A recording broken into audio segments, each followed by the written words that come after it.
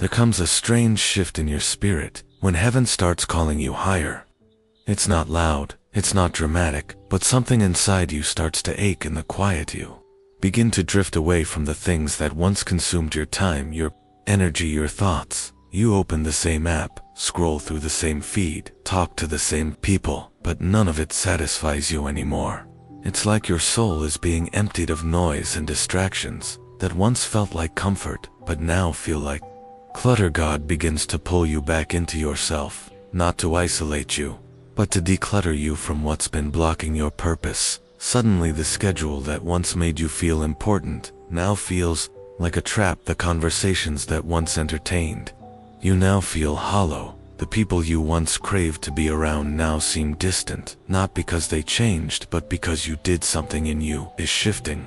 And you can't explain it to anyone because it's not mental, it's spiritual, it's God gently saying you're done here, not in punishment, but in promotion, not to break routine, but to awaken revelation.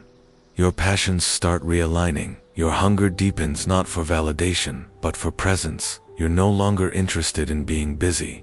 You want to be purposeful. And now you're starting to realize that the reason you feel so disconnected is because you're being divinely redirected. This isn't depression, this isn't laziness, this is spiritual pruning, and only those who've been called into a new season will understand it. God is removing what no longer serves your next so He can prepare you for what's already waiting ahead, and the emptiness you feel now is not loss, it's clearing space for the weight of His glory that's coming.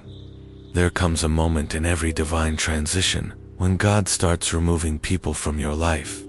Not with noise, not with conflict, but with silence and distance. People you laughed with, dreamed with, prayed with, suddenly don't fit anymore. Their voices start to feel unfamiliar. Their presence no longer comforts you, not because they did anything wrong, but because their season in your story is ending. You feel it in the way conversations dry up, in the way calls stop coming, in the way their absence no longer breaks you like it used to. It's not rejection, it's redirection.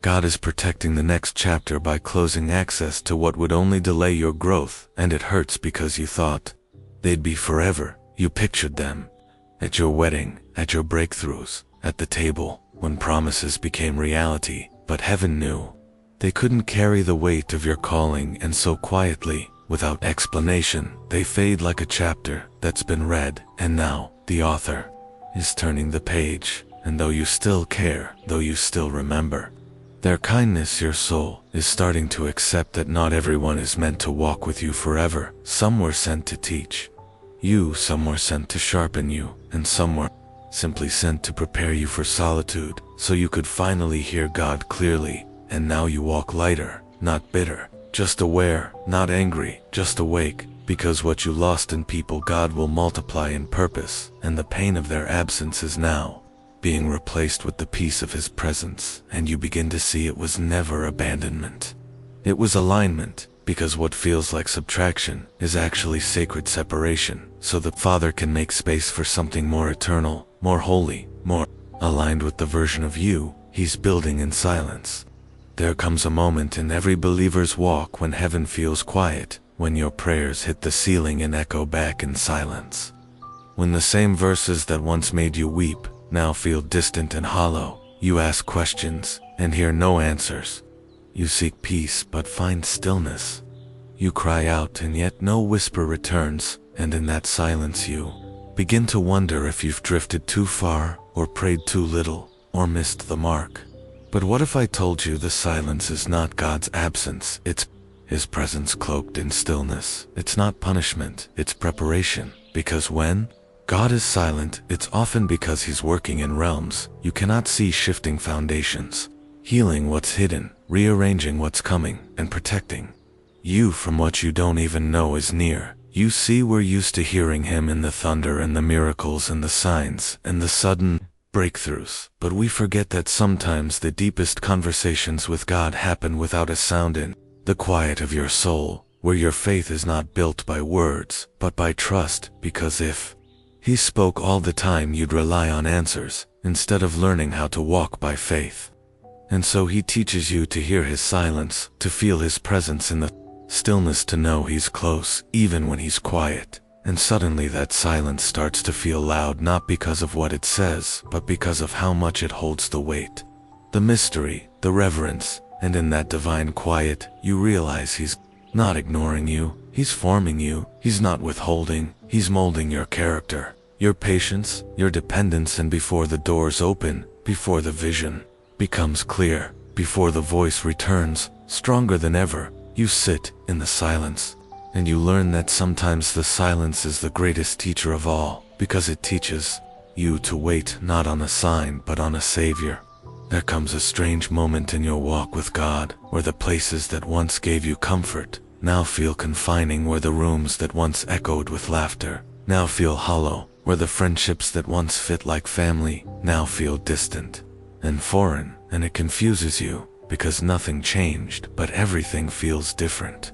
And you start asking yourself, why am I not happy here anymore? Why does this place feel smaller than before? Why do I feel like I don't belong in rooms I used to pray to enter? And the answer whispers from heaven, you've outgrown this season. Your soul has started stretching towards something greater, and your spirit can no longer shrink to fit what no longer serves you. And it's not that the place is wrong, it's just that your purpose is no longer fed there. And so God begins to stir a holy discomfort inside you, a restlessness not of rebellion, but of redirection, where the same words that once inspired now feel recycled, the same company that once felt safe now feels spiritually distant. And it hurts, because comfort was your home and safety was your anchor. But God is calling you into the unknown, into deeper waters, into untapped purpose. And before he moves your body, he disturbs your peace so you don't stay where he's no longer working. And you begin to realize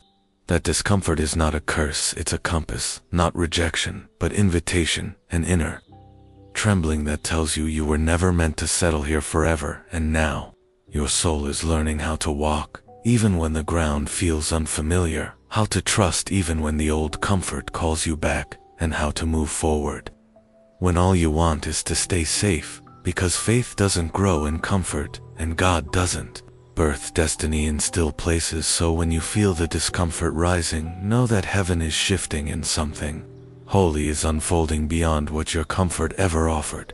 There comes a shift so quiet, so holy that even you don't realize it at first. A slow untangling from the noise, a gentle pulling away from the laughter, the crowd, the constant talking. And suddenly what used to excite you now exhausts you. The invitations feel draining. The circles that once felt like home now feel hollow. And you start to notice that your spirit doesn't want noise, it wants stillness. It doesn't crave attention, it seeks alignment. And it's not because you've become cold or distant or arrogant, it's because something divine is being rebuilt inside of you. And it requires silence, it requires space, it requires time with the one who speaks in whispers and heals in solitude. And now your soul begins to long for quiet places, for long walks with no destination, for worship in your room, for scripture with no audience, for tears that fall without needing to be explained. And it's in that solitude where God begins to speak clearer, because he finally has your full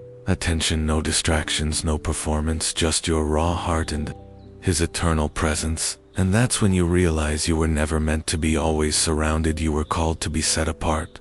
Because purpose isn't born in popularity, it's formed in prayer. And healing doesn't happen in noise, it happens in hidden places where no one is watching. And you're no longer afraid of being alone, because you're not lonely, you're growing. And even when people don't understand, even when they say you've changed, even when the phone grows silent and the room grows quiet, you know this is not isolation, it's consecration. This is not distance, it's divine nearness. And now solitude is not your escape, it's your sanctuary. The place where God refuels you, reshapes you, and reminds you who you truly are. There comes a moment in your walk with God where your heart begins to ache, and you don't even know why, where everything around you looks fine, but something inside you feels like it's breaking, and no words can explain it, no reason seems clear. But the tears come anyway, and the weight sits heavy on your chest, and you wonder if you're losing your mind. But heaven knows you're not going crazy. You're growing, you're being emptied, you're being stretched from the inside out, and what feels like heartbreak is often the breaking of the old shell that kept your spirit caged, and now God is pressing on places you never gave him access to. And it hurts, because you didn't see it coming, you didn't ask for it, and you can't stop it, and there's no crowd to comfort you. No voice that calms you, because this kind of breaking is sacred, it's holy, and it's lonely, and it often happens before the breakthrough, before the shift, before the blessing, before the new season is released into your life, and God allows it not to destroy you, but to disconnect you from what no longer serves you, and even when you don't understand the pain, your spirit knows.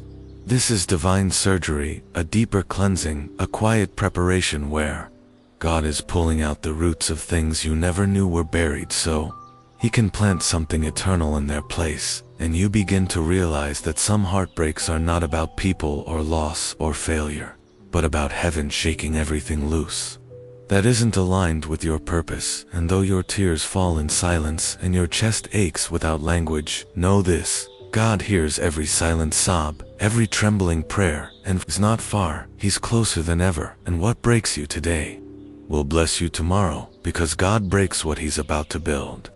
At first the pain made no sense. It just hurt endlessly, silently, unexpectedly, but as time passed and your spirit endured, something began to change, not in your circumstances, but in how you saw them, and what once felt like punishment started to feel like preparation. The breaking wasn't random, the storm wasn't wasted, and you realized that God wasn't trying to destroy you, he was trying to deliver you from what you couldn't see yet.